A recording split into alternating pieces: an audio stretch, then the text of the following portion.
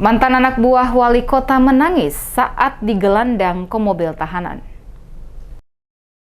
Mantan Kepala UPTD Pasar Merdeka Kota Ambon, Feky Marwanaya, tidak kuasa menahan tangis saat petugas membawanya keluar dari ruang pemeriksaan menuju mobil tahanan yang akan mengantar dirinya bersama mantan Kepala Dinas Perindustrian dan Perdagangan atau Perindak Kota Ambon, Peter Lewol, ke Rutan Kelas 2 Waiheru pada Jumat 12 November sore. Feky Marwanaya bersama mantan Kadis Perindak Peter Lewol ditetapkan sebagai tersangka dalam kasus dugaan korupsi anggaran retribusi pasar di Dinas Perindak Kota Ambon tahun 2017-2019 dengan nilai kerugian 1,3 miliar rupiah. Sejak dibawa keluar dari ruang pemeriksaan, Feky yang sudah mengenakan rompi warna pink nomor 02 bertuliskan tahanan TP korupsi Kejati Maluku tidak bisa menahan tangis. Sambil berjalan hendak menaiki mobil tahanan, melihat kerabat dan keluarga, dirinya hanya bisa menangis saat sempat berpelukan dengan beberapa kerabat. Sementara itu, tersangka lainnya Peter Lewol yang juga staf ahli Wali Kota Ambon bidang ekonomi, pembangunan dan Kesra lebih memilih bungkam saat dikawal masuk mobil tahanan DE 4878 AM sebelum meninggalkan halaman kantor Kejati Maluku pukul 17.40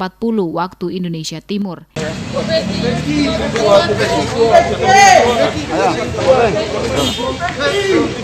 Tolong buka.